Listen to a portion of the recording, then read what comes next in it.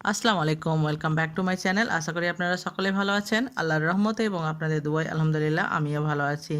আজকের রেসিপিতে থাকবে বেলার ঝামেলা ছাড়া বা না বেলে পালং পরাটা। বন্ধুরা, এই পরাটা তৈরি করা কিন্তু খুবই সহজ এবং আমি আপনাদের কাছে সহজভাবেই কিভাবে পালং শাকের টেস্টটা পাওয়া যাবে এই পরাটায়, সেটাই আমি আপনাদের কাছে তুলে ধরেছি এবং খেতেও কিন্তু খুবই সুস্বাদু হয়েছে। তাহলে চলুন বন্ধুরা, দেখা যাক এই রেসিপিটা। আর আমার চ্যানেলে যদি নতুন থাকবেন তো চ্যানেলটাকে সাবস্ক্রাইব করবেন এবং পাশে থাকা বেল আইকনটি প্রেস করে অল নোটিফিকেশান অন করবেন। আর প্লিজ প্লিজ আপনারা আমাকে সাপোর্ট করবেন। এখানে নিয়েছি আমি খুব কচি পালং শাকটা। আমি প্রায় এখানে 200 গ্রামের মতো পালং শাক নিয়েছি, তবে আমি প্রথমে আপনাদেরকে কিছুটা শাককে কেটে দেখাই। এই যে ডাঁটাগুলো আছে, এই ডাঁটাগুলোকে কিন্তু কেটে বাদ দিয়ে দিতে হবে, নাহলে কিন্তু ভালো লাগবে না খেতে। শুধু পাতাটাকে আমাদেরকে এই জায়গাতে নিতে হবে। আর আমি খুব সরু সরু আকারে বা কুচি আকারে পাতাগুলোকে কেটে নিব সম্পূর্ণটাকে। দেখতে পেলেন কিভাবে কেটেছি। এখানে সম্পূর্ণ পাতাটাই কিন্তু কাটা হয়ে গেছে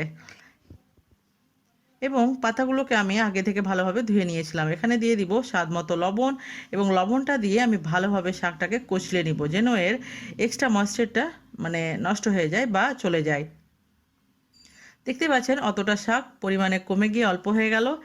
এবার আমি দিয়ে দিলাম এখানে আদা রসুন বাটা, জিরে গুঁড়ো, প্রায় অর্ধেক চামচের মতো ধনে গুঁড়ো, ঝালের জন্য লঙ্কা গুঁড়ো, তারপরে দিয়ে দিব আমি রঙের জন্য হলুদ গুঁড়ো। এবার আমি এখানে দিয়ে দিব একটা ডিম। বন্ধুরা, আপনারা যদি ডিম খেতে না পছন্দ করেন তাহলে দিবেন না, তবে অ্যাড করলে কিন্তু বেশ খেতে ভালো লাগবে এবং টেস্টটাও কিন্তু বেশ ভালো হবে। এবার আমি সমস্ত কিছুকে ভালোভাবে হাতের সাহায্যে মিশিয়ে নিব। আপনারা চাইলে এখানে হ্যান্ড উইক্সেরও ব্যবহার করতে পারেন। এবার আমি এখানে এই 1 কাপ আটা দিয়ে দিলাম, আবারও আমি 1 কাপ আটা দিয়ে দিব। আপনারা যে যেরকম পরিমাণে খাবেন সেই হিসেবে আটা অ্যাড করবেন। আমরা যে আটাটা বাড়িতে খাই সেই আটাই অ্যাড করলাম। চাইলে আপনারা এখানে ময়দা দিয়েও করতে পারেন। এবার সম্পূর্ণটাকে মেখে নিয়েছি। এবার আমি অল্প অল্প জল দিয়ে, নর্মাল জল এটা দিয়ে আমি আটাটাকে মেখে নিব। একবারে সম্পূর্ণ জল দিব না, অল্প অল্প জল দিয়ে আটাটাকে মেখে নিব। এটা কিন্তু পাতলা একটা ব্যাটার হবে, খুব ঘন ব্যাটার হবে না, নইলে কিন্তু রুটিটা যে বা পরোটাটা মোটা হয়ে যাবে। এখানে আরও আমার জল প্রয়োজন আছে, ওই জন্য আমি আরও জল অ্যাড করলাম। সম্পূর্ণ ব্যাটারটা তৈরি করতে আমার 1 গ্লাস চাইতে একটু কম জল লেগেছে। এইভাবে করে আমি আটাটাকে মেখে নিব ভালোভাবে। এটা পাতলা ডোয়ের আকারে নিয়ে আসতে হবে বা গোলার আকারে নিয়ে আসতে হবে। এবং আমি ব্যাটারটাকে তাওয়াতে দেওয়ার জন্য একটা চামচ ব্যবহার করব। এখানে তাওয়া চাপিয়ে দিয়েছি গ্যাসে এবং চুলার আঁচটাকে রেখেছি আমি মিডিয়াম আছে। এভাবে আমি একটা চামচের সাহায্যে নিয়ে নিলাম, নিয়ে আমি তাওয়ার চারিদিকে ভালোভাবে সমান আকারে কিন্তু ছড়িয়ে দিব। বন্ধুরা, আপনারা চাইলে নিজের নিজের ইচ্ছে অনুযায়ী কোনো কাপে বা গ্লাসে নিয়ে এই ব্যাটারটাকে তাওয়ার উপরে ছড়িয়ে দিতে পারেন, তবে কিন্তু সমানভাবে চারিদিকে যেন ছড়িয়ে যায় ওইভাবে ছড়িয়ে দিতে হবে।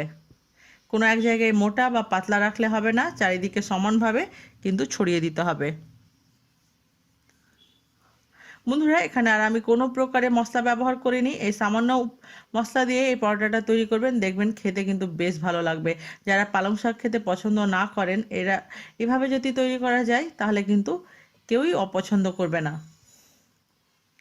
এবার আমি চুলোর আঁচটাকে মিডিয়াম টু হাই রেখে 1.5 মিনিট রেখে দিব এভাবে। তারপরে আমি হালকা যখন উপরের অংশটা বা উপরের পিঠটা যখন হালকা শুকিয়ে যাবে, তখন আমি উপর থেকে অয়েল ব্রাশ করে দিব বা তেল মাখিয়ে দিব উপরটাতে। তারপরে আমি আবার একটা হাতা বা চামচের সাহায্যে এভাবে পাল্টিয়ে দিব। যখন 1.5 মিনিট হয়ে যাবে তারপরে আবার আমি অপর পিঠটাকে 1.5 মিনিট রেখে দিব। এখন কিন্তু চুলোর আঁচটা মিডিয়াম টু হাইয়ের মধ্যেই আছে, সম্পূর্ণ কিন্তু হাই হিটে নেই। আবার আমি উপর থেকে তেল লাগিয়ে নিলাম। আমি এখানে সাদা তেল লাগিয়ে দিচ্ছি। বন্ধুরা, এই পরোটাটা কিন্তু বেলাবেলির ঝামেলা ছাড়াই তৈরি হচ্ছে আর খেতেও কিন্তু একদম অতি সুস্বাদু। আপনারা একবার ট্রাই করবেন, সকালের নাস্তায় বেশ খেতে ভালো লাগবে এবং বাচ্চাদের টিফিনেও কিন্তু বেশ পছন্দ করে তারা এই পরোটাটাকে খাবে। এবার আমি চুলোর আঁচটাকে বাড়িয়ে দিব এবং বাড়িয়ে এপিঠ ওপিঠকে ভালোভাবে আমি চেপে চেপে গোল্ডেন ব্রাউন করে সেঁকে নিব। এভাবে সেঁকে নিলে কিন্তু পরোটাটাও ক্রিস্পি হবে এবং খেতেও কিন্তু বেশ ভালো লাগবে। বন্ধুরা, এই আমার সহজ পরোটাটা আপনাদের কাছে কেমন লেগেছে অবশ্যই আমাকে কমেন্ট করে জানাবেন। আর আমি আপনাদের কমেন্টের উত্তর দেওয়ার চেষ্টা করি সব সময়।